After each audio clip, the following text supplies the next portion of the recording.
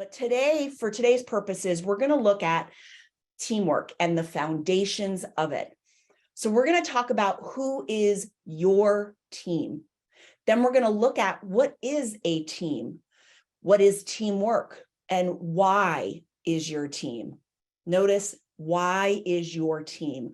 We want to really understand these core aspects. For those of you that have gone through anything related to people first leadership or people first business design, you know that we always start with that foundational rock of think. And all of these questions that we're going to answer during this webinar are related to our think, how we think about teams and teamwork, because it's our mindset and it's our intentions, how we think about things, that's going to determine our actions, our words, and our deeds. And that's why we're starting here this month.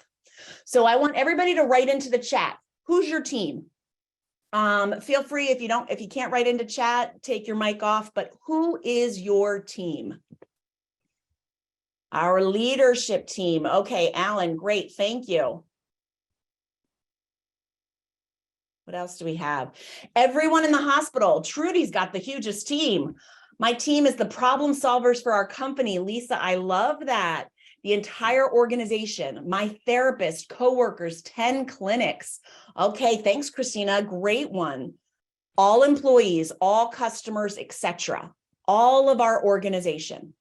All right, I'm going to give one or two last answers. So who else has an idea of who your team is? Any last thoughts? There we go. I see some people typing, so I want to give enough time here. Oh, Jana is here with Trudy, and so she says it's a team effort in here. So just the two of you will make a team. Great. What I want us to think about is the idea that our team can have multiple different aspects to it. And several of you wrote, well, everybody in the organization is my team. And there is a truth to that. But we're also going to talk about why that's not necessarily who you want to think about as your immediate team, and that sense of what we need to do in terms of teamwork. For example, I worked in an organization with 20,000 employees. Christy wrote that she has all employees, all customers. Christy's got about 400, 500 employees, 350. I don't know, Christy, it's bounced, but you're all over. But I think it's at least 350 people. Christy is a CEO. So absolutely, the CEO has to consider all people are her team members in a way. Then we want to look at going back to that idea of my organization where there were 20,000 people. At a very high level thought, yes, the director of nursing in another hospital might have been on my team, but they were not truly my team member. They were not part of my direct team. So conceptually, yes, your entire org structure is a team. But when we think about how teams function, how teams are efficient and effective, what the size of a team is to make it most beneficial, thinking about our entire team as our entire organization is typically not going to be the most beneficial or effective way to look at the definition of team and teamwork. And I know that several of you are in director roles or manager roles. And when I meet with teams and say, okay, tell me who your team is, I may be meeting with all of the managers, location A, location B. Several of you are from Hart, and at Hart, you're in different departments, you're in different regions. I'll often have managers, directors tell me that their team is the people on their front line. So manager A would say that it's, Bob, Jerica, Liz, and Alfred, who are my frontline team.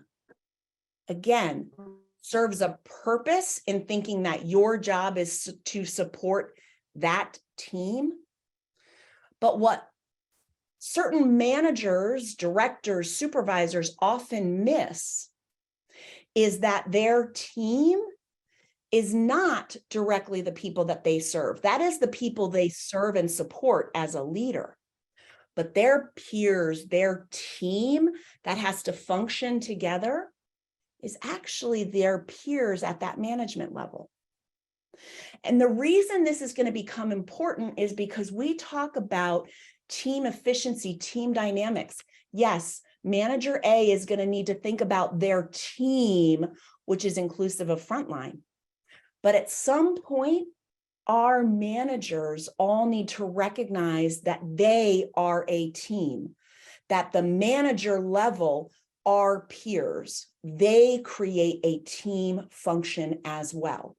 And depending on how those peers interact, it's going to determine the success of all of those frontline positions. It's going to determine the success of a practice or an organization.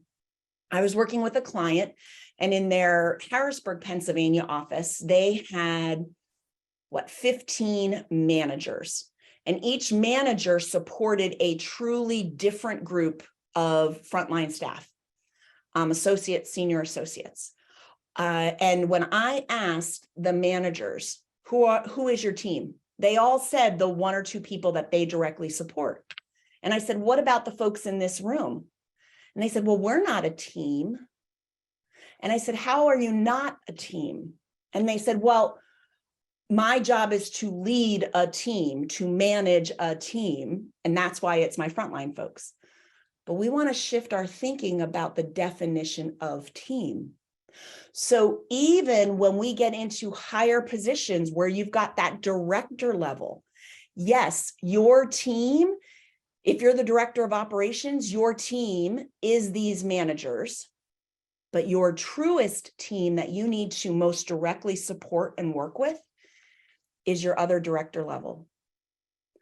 And when you're the director of operations, yes, in a larger scale thought, you can say my team is not only all of the managers, it is also the frontline, but directly your work as a team member is with your other directors.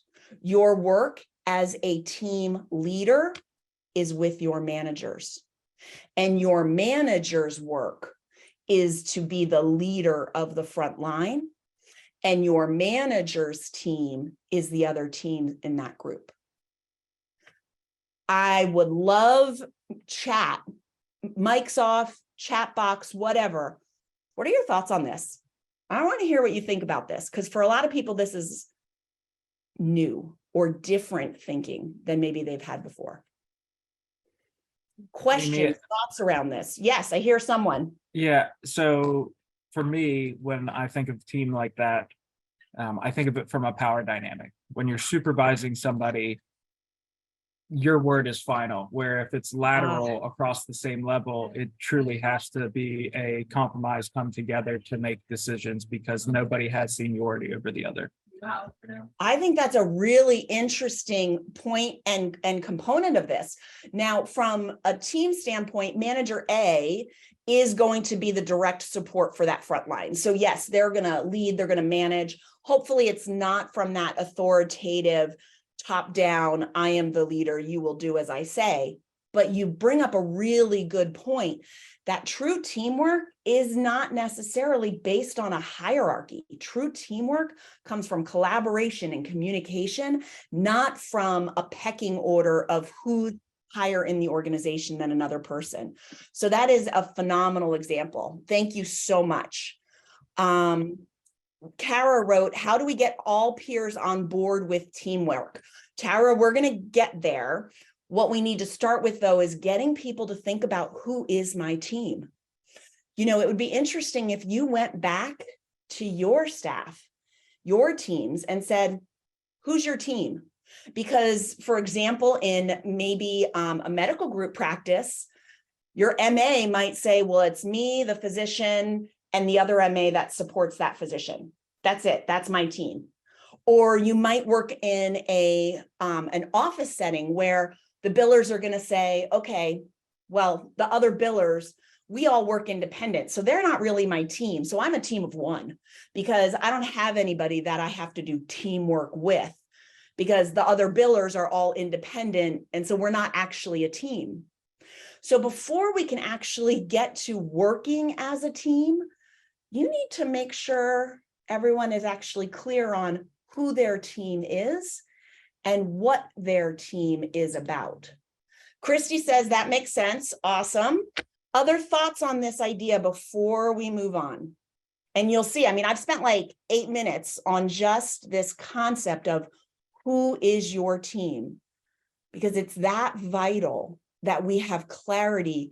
Because if we want to talk about how to make our teams function, how to ensure our teams have good team dynamics and good teamwork, we got to know who the team actually is. All right. If no other thoughts, I'm going to move on from this one. And again, if you have questions, put them in the chat at any moment. So next up, I'm looking for people to write into the chat, what is the definition? Like if I pull out the dictionary or Google it in my computer, don't do that right now, that's cheating. What is the definition of team? Anybody have ideas? What's the definition of team? Nailed it. Okay, fantastically. So the theme that I am seeing is absolutely that idea of common goal. Common goal is huge. I'm not sure, you guys might have all just Googled it because you literally have the exact same wording. So I'm starting to wonder, but great job. Christy actually wrote in cohesively, and we're going to talk about that as part of a definition, but you're absolutely right. The foundational definition of team is simply a group of people coming together for a common goal. And that is the core element. It's a group of people coming together for a common goal. And we're going to talk about why that is so important, so that when you go back to your teams after this webinar, you're going to have some bullet points you got to walk through with your team. This one I like even better.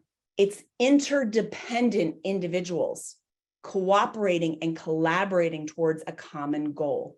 And what I like about this idea is, you know, a group of people, they're still independent. Whereas with a true team, there is an interdependence, a reliance on each other. And that's what helps us get to that cooperation and collaboration towards a common goal. Excellent work. All right. This is my thoughts on what teams are not. And teams are not an assembly of individuals who are together due to common interest, skills, or characteristics. Just because you have 10 people that are faculty on the same campus does not mean that they are automatically a team. Just because they are all faculty does not make them a team. If you have people who have common interests in a type of work that they do, the fact that a lot of people in this webinar today are in healthcare does not make you a team. It's not that you're interested in the same things. The fact that you're all here and interested in people first leadership does not make you a team. Even skill base. I've worked on teams with lots of clinicians and lots of folks who have similar skills. That does not make you a team. Teams are not mandatory. I think there's this sense that as soon as you join an organization or when you bring a new person on board, that they're going to be part of the team. Teams are not mandatory. We can't say you are part of a team and that means X. Team is a choice, and each person on your team makes that choice every single day. Teams are not instantaneous. Next month, we're going to dig into like designing. Oh, Kara, thank you. Yes, that's one of my favorites too. So next month, we are going to talk about the fact that teams are not instantaneous. You need to design your team. And just like the fact that they're not mandatory, that team development does need to happen on a regular and ongoing basis. So you can't assume, well, I've put all the right people in the room together, ta-da, we're a team. And the other thing is teams are not forever. And I think this one's a little bit hard for us to recognize. Sometimes you're going to have a team member drop off, so that team no longer exists. There is a team that's left, but it's going to be different because of that team member who left. If you've had the same people working with you for the past 5 or 10 years, that's amazing. But if one of them leaves or you introduce a new team member, that 10-year team is now different. And I think people often mistakenly believe that, well, the team is forever, regardless of who I slot into the team. So I may start with Christy, Kara, Rose, and say they formed Team Rockstar. Well, Kara leaves, we bring Alan in, and they're still saying, well, we're Team Rockstar and everything about the team is the same. No, that Team Rockstar, Christy, Kara, and Rose, is no longer. So we can't just assume that the team name or the team framework survives beyond the team members that are in it. Any questions about that part? Sorry, I jumped ahead there. Any questions? Thumbs up, we're good to go? All right, head nods, sure, I'll take them all. All right, the other thing that I want you to consider is, and we're going to dig into this a lot more as we talk about designing teams and as we talk about how we want to approach team dynamics, but teams are rewarded as a team. It's not solely focused on individual performance. So I want to think about in your organization, if you have teams, are there team goals? Are there team rewards for those goals? I've worked with organizations where in our metrics, we don't only create those individual performance metrics, we create team metrics. If at the front office, we need a certain level of throughput, that throughput is not unique to a single person that's doing registration. That throughput is consistent across the entire team.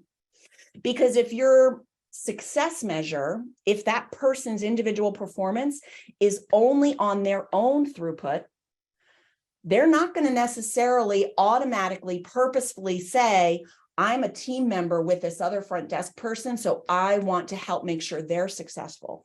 They know their merit raise is based on their throughput, so they're going to make sure that they're successful. So when you consider your reward structure, and I don't mean the pizza party you have once a month because you just want to thank everybody or say, hey, we were doing a great month. That's not a true team reward.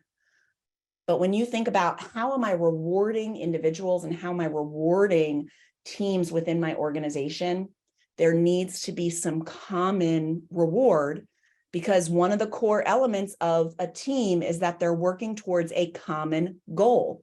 So if you're going to set a common goal, set a common reward that goes with that goal. All right, let's move on to that last bit. And then again, start popping your questions in. So next definition I'm looking for, what's the definition of teamwork? Who's going to Google that and put it right into the chat, beautifully labeled?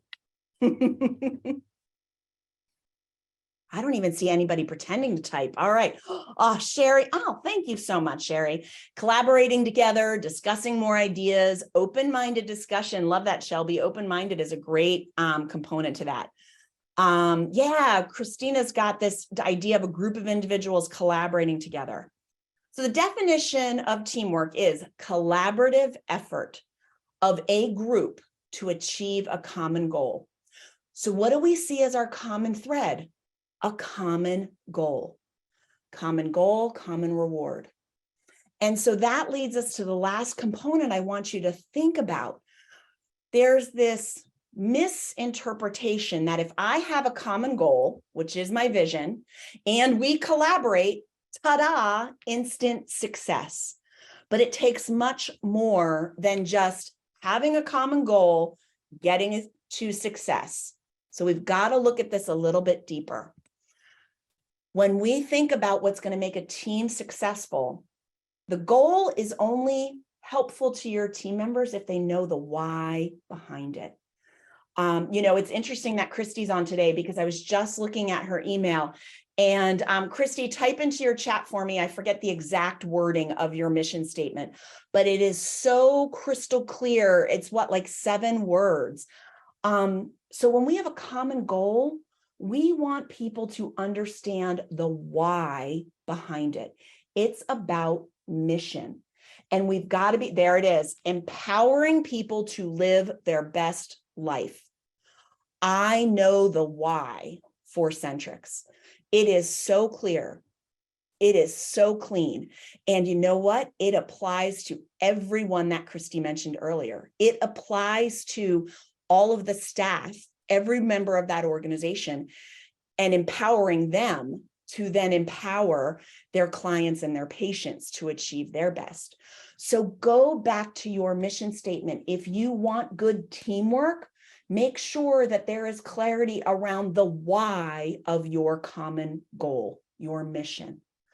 The other thing that you need to include when you're looking at building a team and having that team fulfill its mission is by having clarity around common values. So if you have values that are clear and distinct and have meaning to your team members, then what we're going to do is be able to get clear on the how we're going to do work. Not to disparage the banking industry, but there have been a couple banking issues in the past, actually very recent past, and then also several years ago, where they had a mission. Their common goal was to open as many bank accounts as possible. Their common goal was to make as much money for their individual clients as possible. So they had a common goal. This team was cranking. What they didn't have was clear values that were going to do that ethically and honestly. And so some cheating started to happen. And that's because the values weren't clear. When I facilitate the selection process for folks, we spend time talking about the core values because we ask questions that are about the values that person is going to uphold, how they're going to uphold them. And then the final part is the what. We want to start with the why, build on the how, and then finish with the what. Because now what we need is to know, what is the team actually going to be working on? We know why there's a common goal. We know how it needs to be achieved, but then you've got to have your plan of what the outcome is, what we are looking for. And so that's what makes this aspect and this image so very important. And when we think about our teams, we've got our common goal, we've got our how, which is our collaboration, our communication, the values we're going to function by, and then we get to the what. But let's face it, so often we start with what the team's work is, not the why or the how behind it. Questions about this image, and then I'm seeing some good chat here, so I'm going to dive into that a little bit as well. So question is, can you give some examples of common reward that would be in line with a common goal? Yes. So let's say common goal is to provide patients with the highest level of care. We can use outcome measures to track this. What would be an example that falls in line with that? So great question, first of all. Kara's nodding, or she's saying yes, great question as well. Sherry mentioned a reward that I could use to help my team is giving them off. Okay. So we're going to talk about letting them out early when they leave on vacation, etc. So we want to be careful about what the human resource laws are in your state. So when we think about rewarding your team by giving them time off, you have to consider, is it comp time or is it paid time off?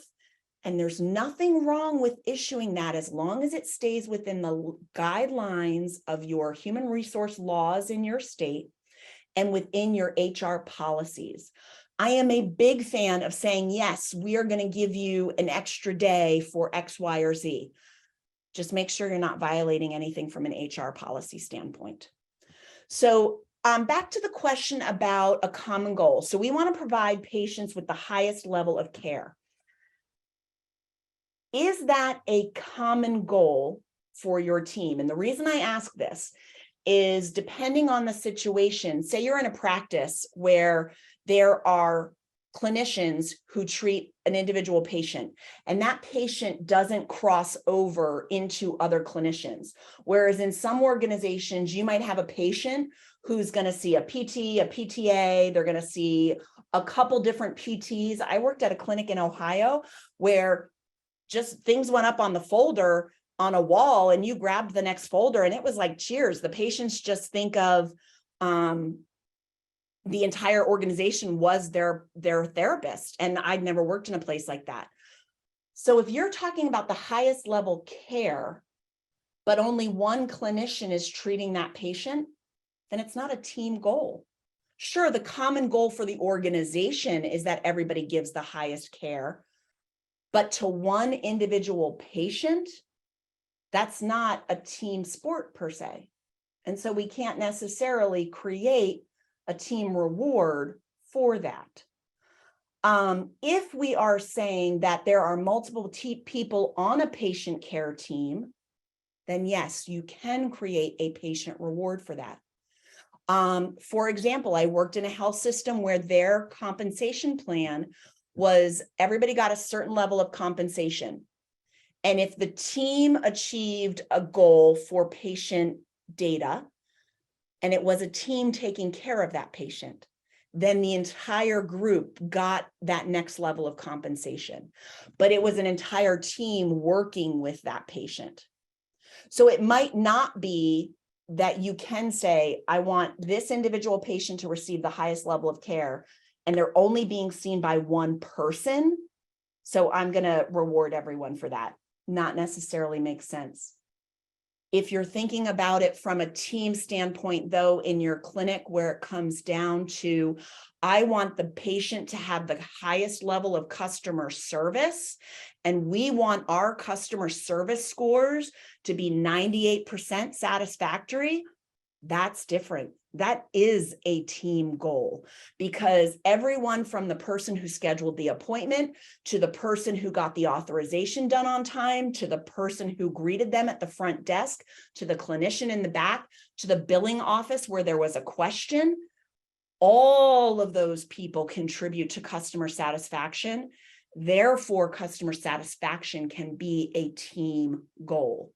You know, Alan works at a university. And so when we think about university success, there are things where multiple people touch that student. And thus you can create some student metrics that are common core to a team, because that student is being is partnering with or being teamed with or being supported by multiple people in one team. So is that helpful? Questions on that? And I see another comment in the chat. Yes, go ahead. Go ahead and yeah, Bill, go ahead. What do you got? So I guess I'm more trying to understand just the concept of common goal should have a common reward. And like you mentioned earlier, and again, I think we'd all agree pizza party doesn't do the trick for most people, but just a reward such as a pizza party that has nothing to do with healthcare or patients achieving that specific goal. But then you mentioned like, okay, we could give everybody a monetary bonus. Mm-hmm. I'm just trying to figure out, is there just the concept of the reward should match the goal and kind of what that would look like? So it's not necessarily that the reward matches the goal. You might have a reward structure that is, you know, we've got this baseline salary and everybody gets a bonus, a 5% bonus if we achieve this customer service score. Customer service isn't related. They're not related to each other in terms of goal and reward. I want to pick a reward that matters to my team. And I'm going to then say, because we have a true team common goal, then yes, I want to provide a team reward, but that reward is going to be specific to what my team is motivated by. And that's going to be important. So if you do have a team that is motivated by time off, you may decide that as an organization, if we achieve our budget this year, we are going to actually close the location for a day and give everybody a day off. Or you might have a reward that is, you know what, we're going to give everybody the day and we're going to go do a charity project together. So it's not that the goal and the reward have to be related. It's that the reward is tied to something that the team can achieve together. Does that help clarify it? And anybody else, but if you've got questions, did that help? Any other thoughts on that from you, or any other questions related to that?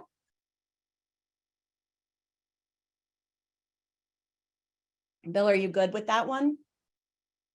Yeah, I'm good. I think it just leads to another conversation that Christina kind of brought on of like I have 19 people on my team. Mhm. So then it's like picking something that, you know, like money's going to be great for this person. This other person might want time off, and then trying to find individual rewards, but having kind of a still equality among the team and your reward.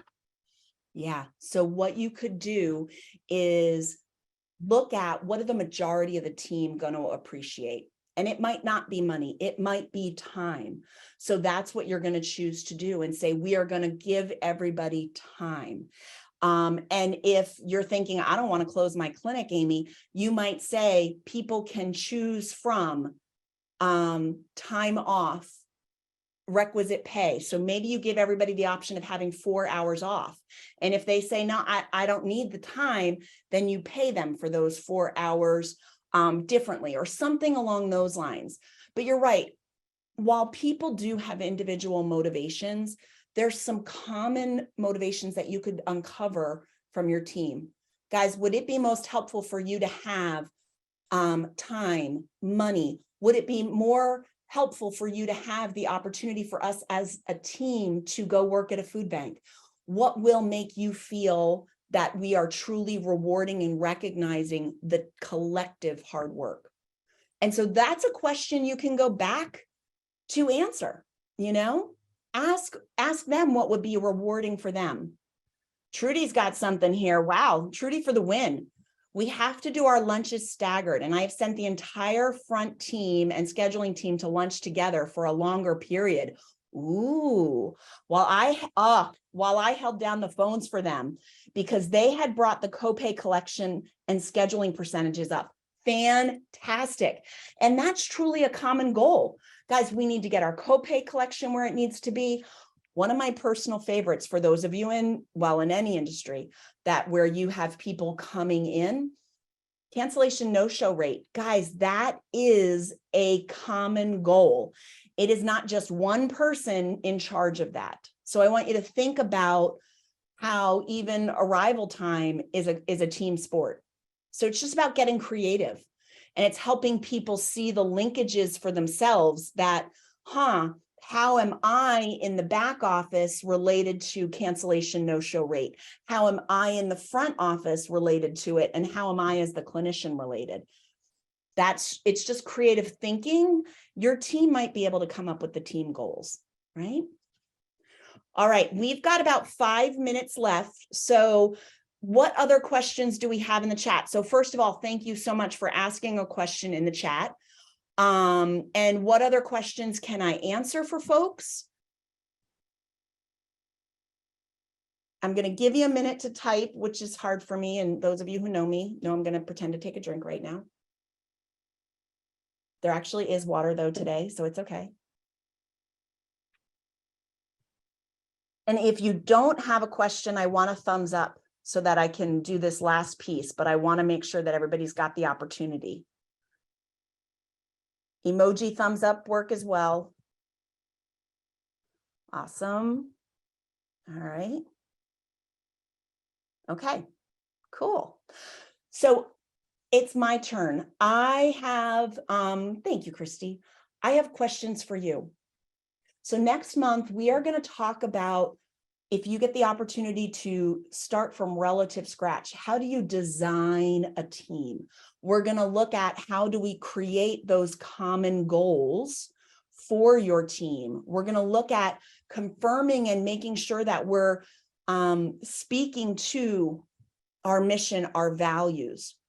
But what I'd like to know from you is, what questions do you have about your team? So put into the chat, what questions do you have? I'm going to capture all of these, and then over the next couple months, we're going to be digging into all your questions. So what have you got? Put something into the chat for me. Motivation to get the team to achieve a common goal. How do you bring a feeling of closeness to the team when everybody is spread around the country? Ways to help blend others' beliefs, ideas. Oh, love that. Okay, good. Yes, we are going to be capturing all of these and looking at addressing them as we go through the next couple months in terms of teams, because this is just such an important topic that we can't cover it in 45 minutes. I mean, heck, we could cover it for 45 years, and there's still going to be challenges with our teams, right? So great questions. And of course, if you think of any other things you have questions about for teams, please email me, because I want to know how I can best serve you with these webinars.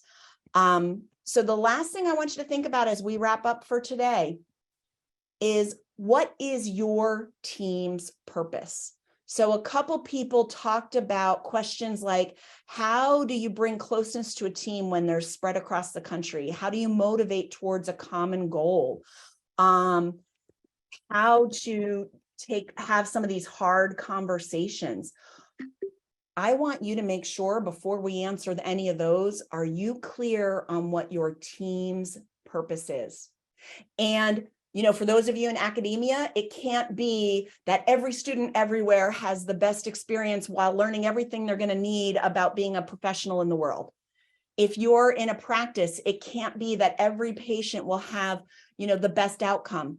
We need more depth to the purpose than that. That's a really high level component. Christy's example, empowering people. Okay, now I know what my team's purpose is. It's to empower people. As a manager, how do I empower my team? As a frontline, how do I empower my patient? We want to be thinking about it from that standpoint. So stop and start. I know that you get that every month, but this one's not specifically a stop and start. I actually have 3 things I want you to do for homework. Number 1, I want you to go back and ask each member of your team who they say their team is. So I want you to go back and ask, who's your team? Let's see what answers they come up with. You might be surprised at who people think their team is and who they think their team is not. So who is your team?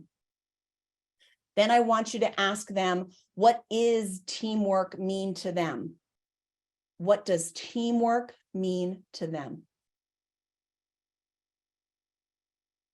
And then I want you to ask them, why is their team? What is the common goal for our team? And you know, later you're going to get an email follow-up from me, and I'm going to ask those 3 questions in the email. And gosh, between now and next month, I want you to email me back your answers. So who is your team? What is the definition of teamwork? And why is your team? What is your common goal? All right. We are at the quarter after mark, which means we've hit our time for today. Next month, we'll focus on designing your team, whether it's existing or brand spanking new. We're going to take a look at that. And in the meantime, if you've got questions, please feel free to email me. Otherwise, that is a wrap for today. So thank you all very, very much. And if you need anything, let me know.